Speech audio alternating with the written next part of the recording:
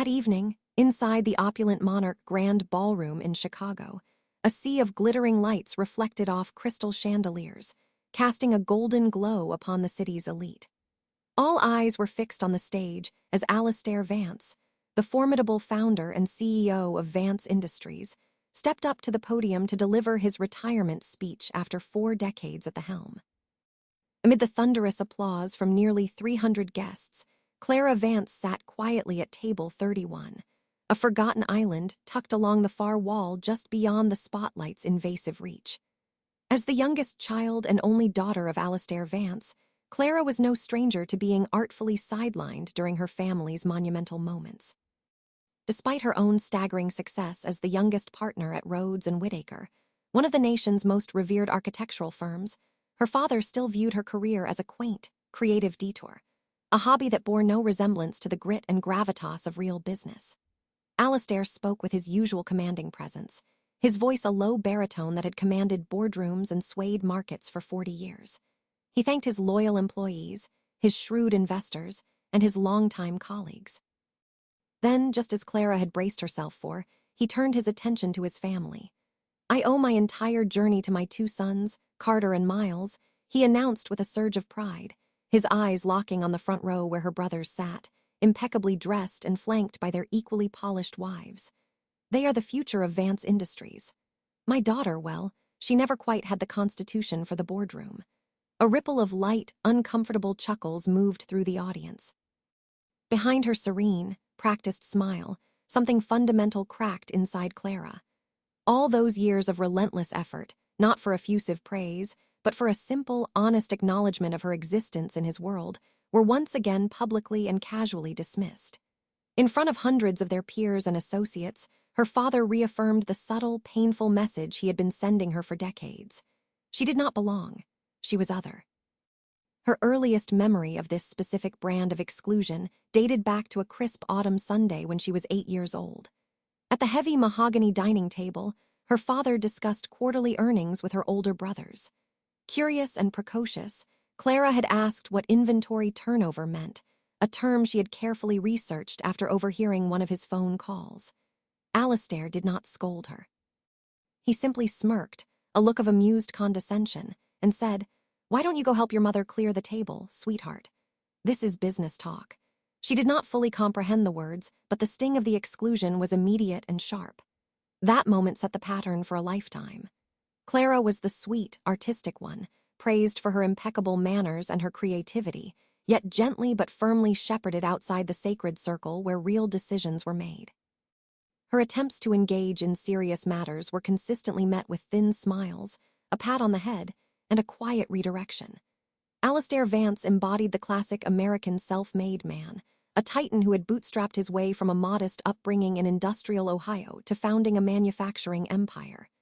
To him, legacy meant concrete, steel, profit margins, and unassailable power. Clara understood that with a clarity that pained her. But what he failed, or perhaps refused, to see was that she too was building something. Not factories that churned out widgets, but structures filled with meaning, light, and soul. Buildings that breathed. That night, Clara did not speak a word in response. She only tightened her grip on the leather tote bag beneath her chair, the one that held the heavy, silver-wrapped gift she had spent weeks meticulously preparing. It was not a gold watch or an engraved plaque. It was truth, packaged neatly inside a box. And when the moment was right, she would give it to him.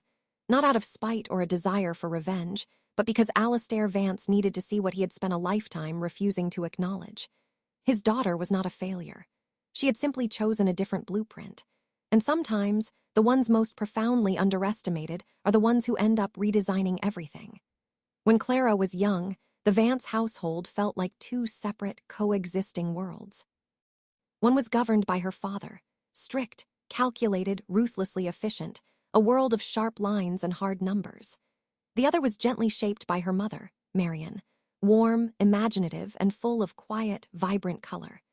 Marian Vance had once been a tenured literature professor at Northwestern University, a woman who believed fervently in the power of stories and the immeasurable value of the human imagination.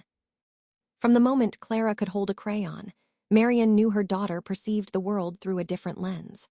While Alistair and the boys obsessed over spreadsheets, market trends, and strategic acquisitions, Clara would be on the floor, quietly sketching fantastical houses, painting brilliant sunrises with her small set of crayons, and building intricate miniature cities out of cereal boxes, rubber bands, and craft glue. "Your father builds things that function," Marian used to whisper as they sat together at the sun-drenched kitchen table, surrounded by a chaotic but beautiful mess of colored pencils and paper. "But you, my love, you build things that make people feel." That phrase, spoken with such gentle conviction when Clara was just 9, became her compass, guiding her through the turbulent waters of adolescence. In a family where strength was measured by income statements and strategic prowess, Marian was the only one who consistently made space for softness, for creativity, for Clara to simply be different. She never once told her daughter to be like anyone else, only to be herself, and to be that person as fully and unapologetically as possible. Most afternoons after school, Marian would sit patiently while Clara, with intense concentration, designed her future creations, cities that breathe or schools in the sky. Not once did she laugh at the messy, ambitious scribbles. Instead, she asked real, thoughtful questions. Why did you orient the main windows to face west? How would this building conserve and reuse its water? She treated her daughter's childhood fantasies with the respect one would afford a professional architect. That unwavering respect planted the deepest, most resilient seed of all, self-belief. But that sanctuary of comfort did not last. When Clara was 16, Marian died after a grueling 2-year battle with breast cancer. Her death left a gaping, unfillable hole in the fabric of their lives. At the funeral, amid a sea of murmured condolences and black suits, Clara overheard her father speaking quietly to his brother. "At least the boys will carry on the company," he said, his voice heavy but resolute. "That's what really matters in the end." The words were not meant for her ears, but they landed with brutal, soul-crushing clarity. She did not react. She just bowed her head, her grief suddenly doubling. Marian was gone, and with her, the only person in the world who had ever truly seen Clara for who she was. After the funeral, the sprawling house grew silent in all the wrong ways. Gone were the soft poems Marian used to read aloud while cooking. Gone was the fragrant scent of her cinnamon tea. Gone was the sound of her unrestrained laughter at Clara's wildest designs.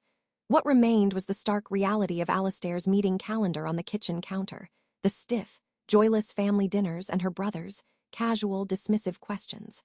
"Still drawing those little buildings, Clara?" She turned inward, but instead of giving up, she channeled her profound grief into fuel. She drew more, with a focus and intensity that bordered on obsession. She read endlessly, devouring books on structural engineering, urban planning, and sustainable architecture. She threw herself into design competitions and summer programs. Each small award, each successful project, was a quiet, desperate message sent out into the universe to her mother. "I'm still going. I'm following the path you believed I could." Years later, on her 21st birthday, Clara opened the safety deposit box her mother had established in her name. Inside a simple, handwritten envelope were the words, "For my Clara, when you need reminding of your worth." The contents were not jewels or stocks, but something far more precious. There were faded photographs of her childhood models, newspaper clippings from old-school design awards she had long forgotten, and a letter, written in Marian's elegant cursive. "You do not need anyone else to define you, my darling. You are enough. You have always been enough." That letter, now worn and soft at the creases, remained in the silver box Clara would one day hand to the father who had never truly seen her. Because if Alistair Vance could ever, for just one moment, look at Clara the way Marian once did, perhaps there was still a sliver of hope. Not to go back, but to finally build something new. After her mother's passing, Clara learned the hard lesson of relying solely on herself. No one asked about her latest ideas anymore. No one leaned in with interest when she talked excitedly about photovoltaic glass or green roof systems. But the silence did not stop her. It sharpened her. It forged her resolve into something as unyielding as the steel her father so admired. She moved forward like an underground river, quiet, steady, and utterly unstoppable. While her brothers, Carter and Miles, pursued business degrees at Wharton and Harvard, their tuitions financed without a second thought by their father, Clara earned a full academic scholarship to Carnegie Mellon's School of Architecture, one of the most prestigious and demanding programs in the country. She had been her high school's valedictorian, a rare prodigy who aced both advanced calculus and studio art with equal ease. When she brought home her acceptance letter from Carnegie Mellon, brimming with a fragile hope, Alistair had glanced at it briefly before handing it back. Architecture, he said with a dismissive sniff, that's just legalized art. No Vance has ever been an artist. Clara stood there, holding the thick, embossed letter, her heart thudding a painful, heavy rhythm against her ribs. It was not a direct rejection. It was worse. It was erasure. There was no praise, no flicker of pride, just a subtle, cutting dismissal that wounded her more deeply than any open disapproval ever could. Throughout her grueling years at Carnegie Mellon, Alistair never called to check in, never visited her campus. But Clara thrived in the demanding environment. She won multiple student design competitions, including a coveted national award for a sustainable urban housing concept. In her final year, she was chosen to deliver the commencement address for the School of Architecture, a rare and significant honor for an undergraduate. Alistair arrived 20 minutes late for the ceremony and left immediately after she stepped down from the podium, citing an important investor lunch with Carter. Clara would later learn that the meeting was nothing more than a casual lunch with an old contact, a man whose company Vance Industries had worked with for years. In the one graduation photograph he appeared in, Alistair was conspicuously checking his watch, his expression broadcasting his impatience, as if the entire event were a profound inconvenience. That was the last time Clara ever allowed herself to hope for his approval. Instead of accepting a token position at Vance Industries, an offer from their real estate division she knew was made out of a sense of reluctant duty, Clara applied to Rhodes and Whittaker, the prestigious Chicago-based architecture firm. She started at the very bottom, as an unpaid intern, fetching coffee and making copies. When her father heard, he had laughed, a short, sharp sound devoid of humor. "You'll come back in a year looking for a real job." Clara had simply smiled, a quiet, enigmatic smile, and did not respond. She understood even then that the best kind of success was the quiet kind, the kind that builds itself silently until it is too massive to be ignored. 8 years later, she became the youngest partner in the firm's 60-year history. Her design for the Seabrook Commons, a revolutionary sustainable mixed-use development on Chicago's waterfront that integrated renewable energy and community green spaces, won the Vanguard Prize for Innovative Design, the architectural world's equivalent of an Oscar. When the feature article about her and the project ran in Architectural Digest, complete with a stunning multi-page photo spread, Alistair had remarked over a tense holiday dinner, "Neat, but it's not the same as running a real company with thousands of employees." His words were always meticulously sharp, not overtly cruel, but precisely calculated to diminish her accomplishments. Clara had grown accustomed to the pattern, faint, dismissive praise that functioned as a subtle put-down. Lucky break. Interesting concept, not bad for a creative type. It was as if every one of her hard-won successes was a mere fluke, a happy accident, not the result of tireless work, sleepless nights, and an unshakable vision. The more Clara achieved, the more distant and critical her father became. They saw each other only during major holidays, their conversations never moving beyond the most superficial questions. "Still drawing those things? What's that center you built? Seaside something." She eventually stopped expecting him to understand or care, but that did not mean it stopped hurting.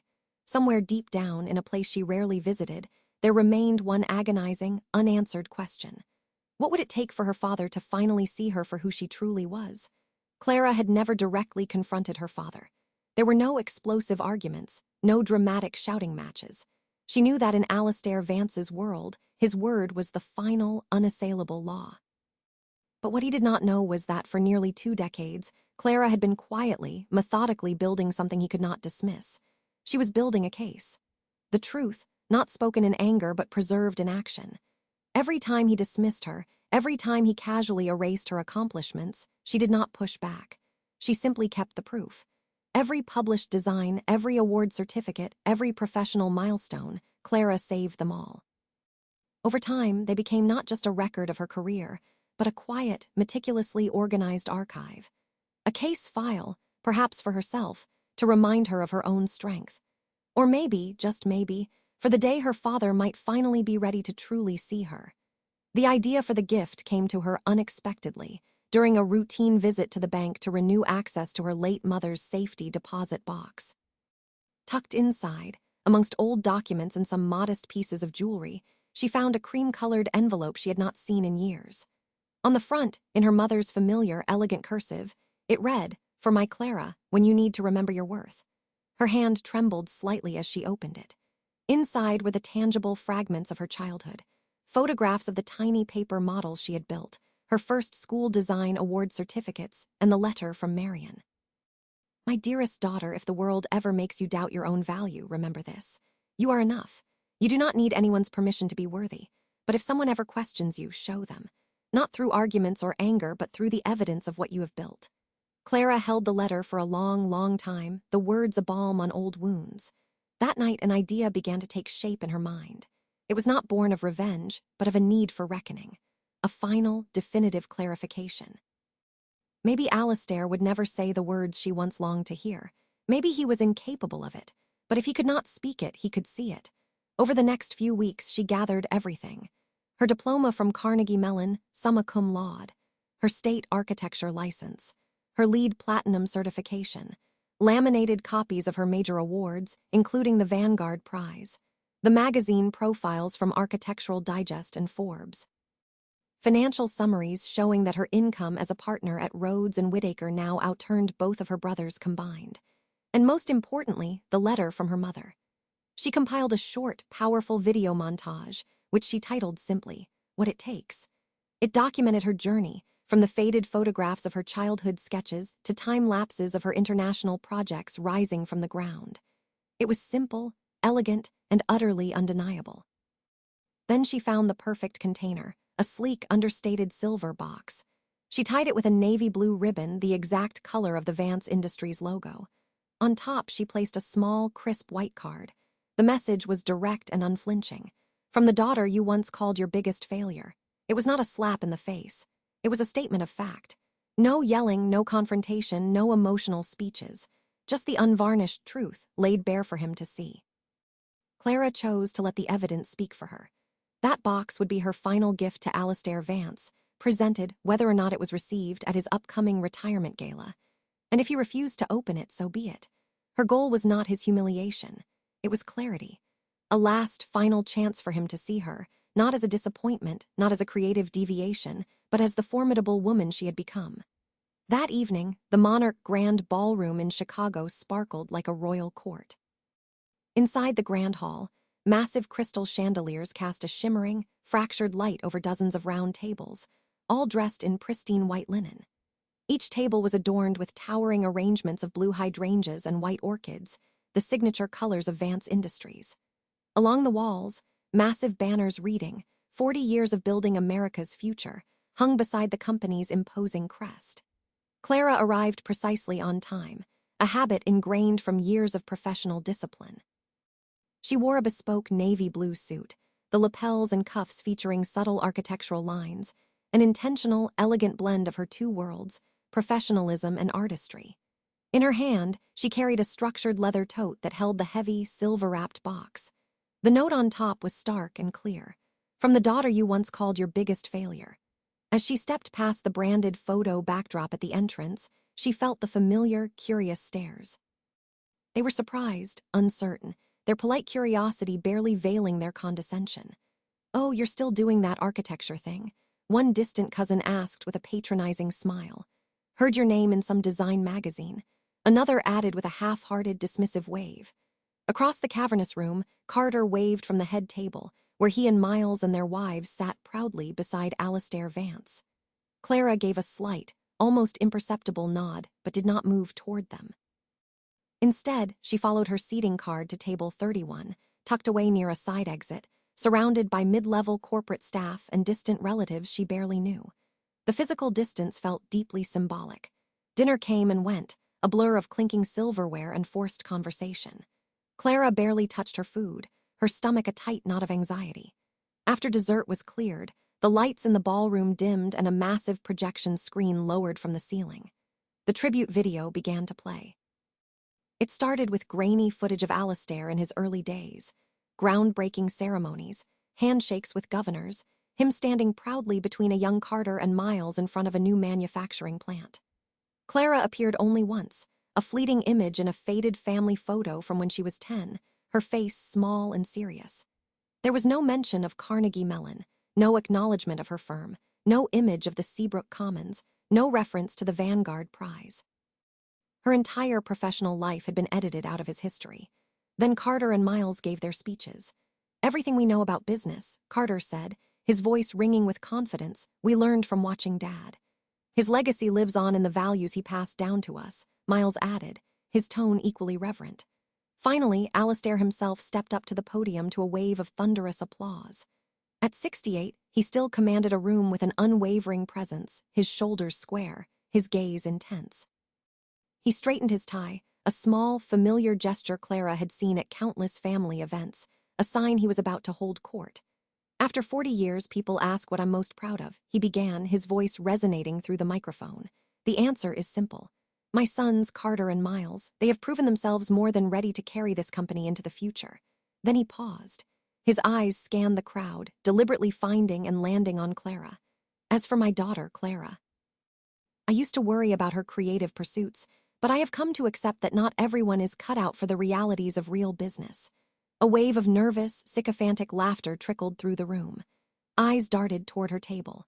Carter stared down at his plate, a flicker of discomfort on his face. Miles looked down, avoiding her gaze. Clara felt the air drain from her lungs, a familiar, suffocating sensation. Her hand tightened into a fist beneath the table, her nails digging painful crescents into her palm. But she did not flinch. She did not cry. She stood up, calmly, deliberately. She reached for the silver box, smoothed the front of her jacket, and began walking toward the stage. The sharp, rhythmic click of her heels on the polished marble floor echoed through the vast ballroom, silencing every whisper, every murmur, every breath. Alistair froze at the podium. His expression shifted in a rapid, visible sequence, from paternal pride to confusion, then to visible tension. Carter rose halfway from his chair, but paused when Miles placed a steadying hand on his arm. Clara ascended the few steps to the stage and stood directly in front of her father. She did not grab the microphone. She did not raise her voice. She simply held out the silver box. "Congratulations on your retirement," she said, her voice clear and steady, carrying easily through the silent hall. "I brought you something. From the daughter you once called your biggest failure." Then, without waiting for a response, she turned, descended the stairs, and walked out of the ballroom, her head held high, her posture unbent and resolute. And in that charged, suspended moment, no one in the room dared to breathe. As the grand ballroom doors swung closed behind Clara, the silence inside deepened, becoming heavy and absolute. No one moved. The sensitive podium microphone picked up the sound of Alistair Vance's ragged, uneven breathing, amplifying it across the hall like the echo of something essential breaking apart. He stood frozen at the podium, staring down at the silver-wrapped box in his hands as if it were a foreign object. His eyes caught the stark white note on top. "From the daughter you once called your biggest failure." His face hardened, his jaw tightening into a rigid line. Carter stepped toward him, whispering urgently, "Dad, we should continue the program." But Alistair shook his head, a slow, almost involuntary motion. With a deliberate, almost pained slowness, as if every gesture carried an immense weight, he began to untie the navy ribbon. He carefully peeled back the silver paper. No one in the room moved. Every rustle of fabric, every soft breath, seemed deafeningly loud. Inside was a plain white box. He lifted the lid. The first thing he saw was Clara's diploma from Carnegie Mellon University, her name printed in bold, elegant script beside the words, "Summa cum laude." Several guests seated at the front tables leaned forward, murmuring softly amongst themselves. Next came her framed state architecture license. Then the heavy Vanguard Prize medal, its polished gold surface catching the bright stage lights as Alistair lifted it with tentative, trembling fingers. He studied its gleam, its weight, as if for the first time truly recognizing its profound meaning. A small USB drive followed, labeled simply, "What it takes." And then, at the very bottom, the item that seemed to stop his heart cold, a yellowed, cream-colored envelope, addressed in his late wife Marion's familiar, elegant handwriting. For a moment, Alistair's legendary composure slipped entirely. His face paled, and he blinked rapidly, fighting a battle he was clearly losing. He did not open the letter, not yet. He just placed it down gently on the podium, his hand visibly trembling. One by one, he unpacked the rest of the contents. Newspaper articles, magazine spreads, glossy photos of high-profile designs, and finally the income statements, stark and undeniable, showing his daughter's multi-million-dollar career, a career quietly built, consistently, willfully overlooked. At the very bottom of the box lay a single final card. Alistair read it silently, his lips pressing into a thin, bloodless line. You build with steel and concrete. I build with vision and heart. Both require what it takes. I learned that from being your daughter, even when you couldn't see my worth. Goodbye, Dad. He swallowed hard, a painful, audible gulp. For perhaps the first time in his entire life, Alistair Vance stood on a stage with absolutely nothing to say. The microphone remained on, broadcasting his ragged, shallow breath across a stunned and silent crowd. After a long, agonizing pause, he finally managed to speak. I believe that concludes the formal portion of the evening. His voice was raw, broken. Carter rushed to the stage, desperately trying to smooth over the gaping chasm that had just opened in their family's public facade. Thank you all for joining the Vance family tonight, he announced, his smile strained and unnatural. The dessert bar and live music will continue on the terrace. Chairs began to shuffle. Conversations resumed in hushed, urgent tones. But at the head table, Alistair remained seated, silent and still, his attention fixed completely on the box before him. Eventually, when the room had mostly emptied, he reached for Marian's letter. His eyes scanned the pages slowly, his expression shifting from shock to a deep, profound sorrow. When he reached the final, devastating line, his grip on the paper tightened.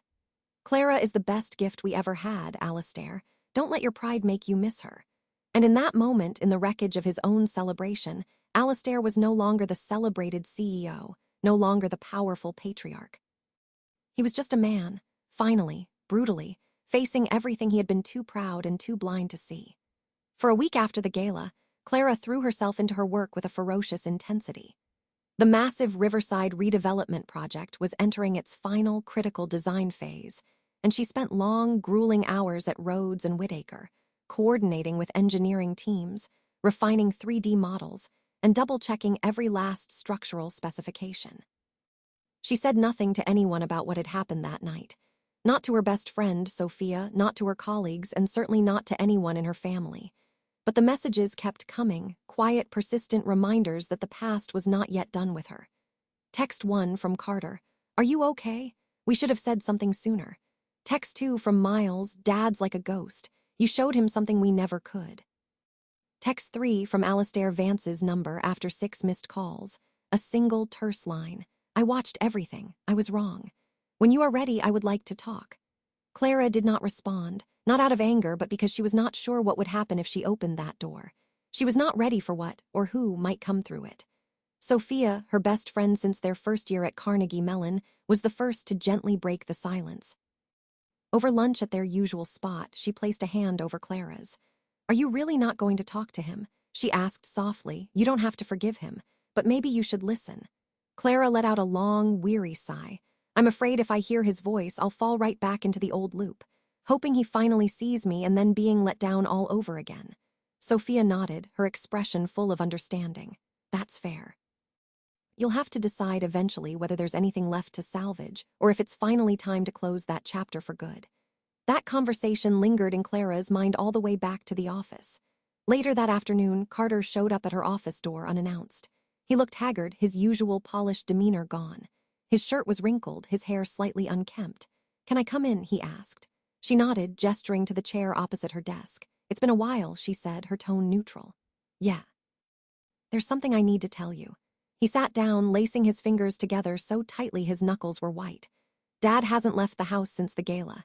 He canceled his golf trip to Pebble Beach. He won't take calls from the board."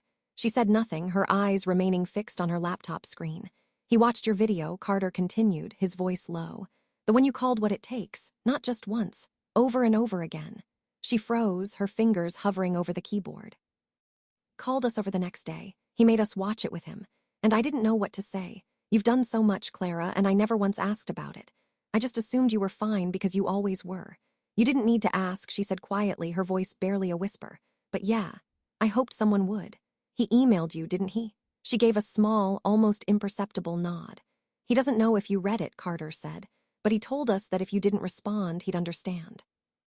He just wants one chance to try and make things right, even just once. That night, alone in her apartment, she opened the email again. The subject line was stark. I'm sorry. The message was equally direct. I saw everything on the USB drive. I was wrong. When you are ready, I would like to listen. There were no excuses, no justifications, no attempts to defend his actions, just raw, unvarnished honesty. For the first time in days, Clara felt something inside her shift, a tiny, tentative crack in the wall of ice she had built around her heart. She did not write back. Instead, a few days later, she booked a flight to Singapore. A prominent green hotel developer there had requested a personal consultation on a new billion-dollar project. It was the perfect excuse to be 8,000 miles away from Chicago, from her father, from any conversation she was not yet ready to have. But even oceans away, Clara knew that silence never lasts forever. Some truths do not simply disappear. If you do not face them, they will follow you, quietly, persistently, even when you think you have finally moved on. 3 days into her stay in Singapore, Clara had not opened a single personal email. Her days were a whirlwind of site visits, high-level strategy meetings with the green hotel developer, and pages of detailed design notes scribbled into her technical notebook. Not a word about Chicago, not a single returned call to her family. But on her third night, as she returned to the sweeping panoramic views of her hotel suite, her phone buzzed with an urgent text. It was from Miles. Dad just held a surprise emergency meeting with the board. Topic: launching a new green architecture and sustainable development division for Vance Industries. He brought up your name. The phone rang just a few seconds later. It was Miles, his voice almost breathless. Did you see the market alert? He asked. He brought out the USB drive, the one from your box. He played What It Takes for the entire executive team. He said the company had fallen catastrophically behind on sustainability and that you were the wake-up call they desperately needed. Clara leaned back into her chair, a strange mix of emotions swirling within her. A part of her had flown across the world to escape it all, but it seemed her absence had only amplified the shockwaves of what she had left behind. Later that night, she received another email. This time, it was from her father's personal account. The subject line read, Community Project. The body of the email was from Alistair. I've spent a lot of time thinking about what you gave me, about what I never saw. I'm not asking for your forgiveness, but I would like to offer something. I'm planning to fund the construction of a community center in Havenwood, Wisconsin, where your mother grew up. I do not have the knowledge or the vision to design it right, but I want you to be the first person to look at the concept. I want your professional feedback, not as my daughter, but as an architect. Attached are the initial drawings and a letter. If you find it worth your time, let me know. If not, I will understand. Alistair. She opened the attachment. A rough, hand-drawn sketch filled the screen. Scribbled in pencil were notes in her father's familiar, decisive handwriting. The site was clearly marked in Havenwood, her mother's beloved hometown, the very place where Marian had once dreamed of building a community library after her own retirement. Something quiet and profound stirred inside Clara. Next to the drawings was a scanned letter, written in longhand. She enlarged the first few lines. Evelyn, these past few weeks have been the most difficult, but also the most necessary of my life. The box you gave me, your mother would have called it a reckoning.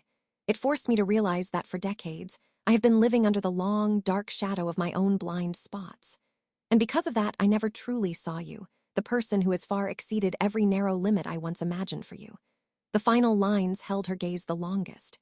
If you are willing to review this, or even to lead this project, I will know there is still hope. Not for the company, but for something far more important. For our family. Clara sat motionless, the city lights of Singapore blurring into a kaleidoscope of color. The warm night air drifted in from the balcony, carrying the low, constant hum of the city below. She did not know if she was ready to forgive. She wasn't sure if she ever would be. But this invitation, unlike the commands and dismissals of the past, was something new. It was not guilt wrapped in manipulation. It was a genuine, humble offer. For the very first time, Alistair Vance was not looking at her as his daughter.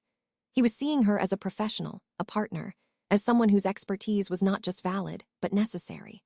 Someone worth inviting to the table.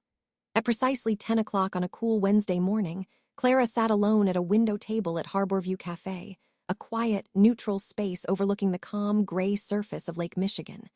2 coffees sat on the table, one a cappuccino for her, one black for him. Alistair Vance arrived right on time. He wore his usual gray suit, but something fundamental in his posture had changed. His confident stride was gone, replaced by a slower, more deliberate pace. His shoulders were slightly slumped, and in his eyes was an emotion Clara had never seen there before: hesitation. "Thank you for agreeing to meet," he said, standing awkwardly by the table, holding his hat in his hands. "Please sit," Clara replied, her voice even as she gestured to the chair opposite her. Once the server had left, a long silence stretched between them. But it was not the cold, heavy silence of their past family dinners. This time it was a cautious, tentative, shared silence. "I received your drawings," Clara began, breaking the quiet.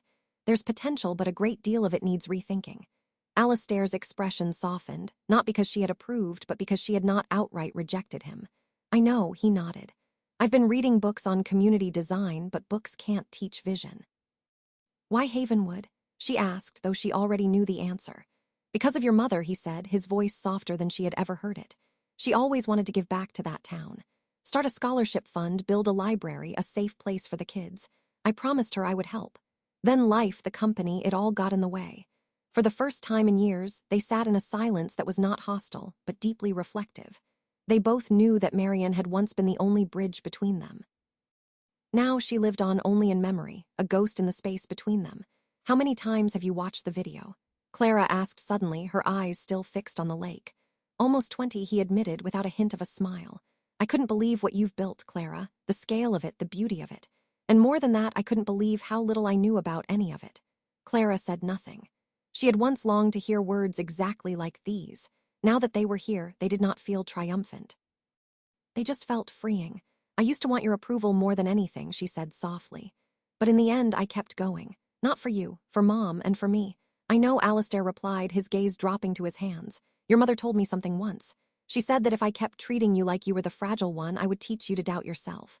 Clara finally turned to look at him directly. "When did she say that?" "A month before her diagnosis," he answered, his voice thick with unshed tears. "I ignored her then. I can't anymore." The atmosphere in the small cafe shifted. It was not yet reconciliation, but it was space. A space where honesty, for the first time, could begin to grow. About the project, Alistair said carefully, "I want you to lead it. No strings, no oversight from me or the company. It's your call. Your vision. I will support it financially, like I should have supported you from the very beginning." Clara studied him for a long moment, searching his face for any sign of his old manipulative tactics. She found none, only a weary, profound sincerity. "I'll consider it," she said, professionally. Alistair exhaled slowly, a breath he seemed to have been holding for years. It was not a sound of relief, but of someone stepping through a long-closed door. As they stood to leave, he asked, his voice tentative, "If you agree, can we go over timelines and a budget next time?" "Maybe," she replied. One step at a time. For the first time, Alistair Vance was not looking at Clara as someone to correct or control. He was looking at her as a person. Equal, capable, and finally worth listening to. 3 weeks after their meeting at the Harborview Cafe, Clara arrived in Havenwood, Wisconsin. The small town unfolded through her car window like a peaceful, forgotten painting. Rows of vibrant red maple trees lining the streets, old wooden porches with swinging benches, and a quiet, unassuming charm that seemed to belong to another era. Alistair Vance was already waiting by the empty, overgrown lot where the community center would one day rise. This time, he had come alone. No assistants, no flashy presentations, just a revised set of sketches and a quiet, profound humility she had never before witnessed in him. "We'll start here," Clara said, unrolling a set of updated blueprints onto the hood of his pickup truck. Beside her stood 2 of her top young associates from Rhodes and Whitaker, both experts in sustainable community development. "Your original concept at heart," she continued, her tone professional but not unkind. "But I've added a few critical elements. An open-air reading garden, a sunlit indoor playground for the harsh winters, and a community vegetable plot to be managed by the senior residents." Alistair nodded silently. He did not defend his initial draft or try to redirect the conversation. He let Clara lead, a rare and significant concession for a man who had built his entire career on giving orders. The following days were a whirlwind of meetings at the Havenwood Town Hall. Clara presented her vision before the City Planning Board, detailing eco-efficient designs, locally sourced materials, and cost-reducing innovations with a confident, effortless expertise. Alistair sat quietly in the back row, watching, not interrupting, not correcting, just listening. At their fourth session, when preliminary approval was granted, one skeptical council member asked, "Is this truly a joint project, Mr. Vance, or is this just a wealthy man's attempt to make up for past mistakes?" Clara responded before Alistair could even open his mouth. "We began with broken pieces," she said, her voice clear and strong, "but today this is a true collaboration. 2 generations working to rebuild something that matters." After the session, Alistair approached her quietly. "You didn't have to defend me in there." Clara glanced at him and offered a faint, almost imperceptible smile. "I wasn't defending you. I was speaking for the project. This town deserves unity, not more of our family's division." Weeks later, when the project officially broke ground, Alistair willingly and publicly stepped back into a purely advisory role. Every technical, financial, and architectural decision passed through Clara and her team. For the first time in their lives, there was no power struggle, just a quiet, functioning partnership. One afternoon, as they stood at the edge of the construction site, watching the bulldozers begin to shape the foundation, Alistair murmured, his voice low, "I never thought you would give me this chance." Clara did not look at him, her eyes fixed on the work ahead. "I didn't give you a chance because you're my father," she replied. "I did it because you changed. And because, for the first time in my life, you actually listened." Alistair was silent for a long while. "Maybe," he finally said, "when we realize we're wrong, we don't need forgiveness right away. Sometimes all we need is a chance to make it right." Clara nodded. To her, this collaboration was not just about building a structure of wood and glass. It was about rebuilding trust, brick by painful brick. Not a picture-perfect father-daughter bond, but 2 people, once broken by pride and misunderstanding, learning to see each other again. Not with promises, but with action. On the digital front page of Modern Civic Design, Clara Vance's portrait appeared with the bold headline, "The Architect of Healing, Redefining Community, Brick by Brick." To Clara, the headline was not a trophy. It was a quiet, personal milestone, one that marked a journey few, least of all her own family, ever believed she could walk. Once, she had been the disappointment daughter, the artistic outlier who had defied her father's dynastic path, excluded from family board dinners and treated like a perpetual outsider in the achievement-saturated Vance lineage. But now, standing on the muddy construction grounds in Havenwood, surrounded by the rhythmic strike of hammers and the low churn of cement mixers, Clara was no longer someone trying to prove herself. She was the decision-maker, the voice people turned to for guidance. Even Alistair Vance, the man who had once so casually dismissed her, would now ask, his voice full of genuine deference, "What's our next step, Clara?" No one saw her transformation more clearly than Sophia, her closest friend and a senior project manager at Rhodes and Whitaker. In an internal team interview for the firm's newsletter, Sophia once said, "Clara doesn't conquer with grand speeches or force of will. She leads through precision, empathy, and an unshakable vision. She doesn't tear down the old system.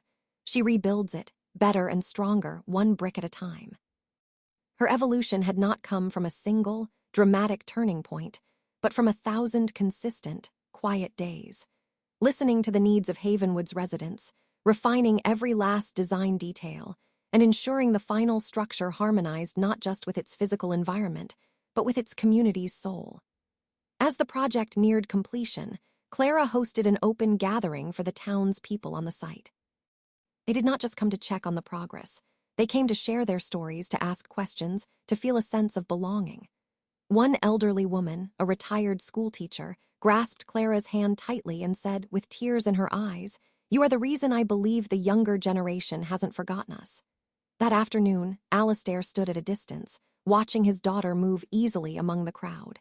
He did not step in to claim any credit. He simply observed. His eyes settled on one small, poignant detail, the soft, beige cashmere coat Clara was wearing. It had been Marian's old favorite. In that moment, Alistair realized with a pang of sorrow and acceptance that Marian had never truly left. She lived on in Clara in her empathy, in her quiet leadership, and in her unwavering protection of what truly mattered. A few days later, during a local radio interview about the project, Alistair was asked, "What does it feel like to have your daughter leading what many are calling the most meaningful project of your legacy?" He paused for a long moment, then replied, his voice clear and steady, "I used to think my daughter had lost her way.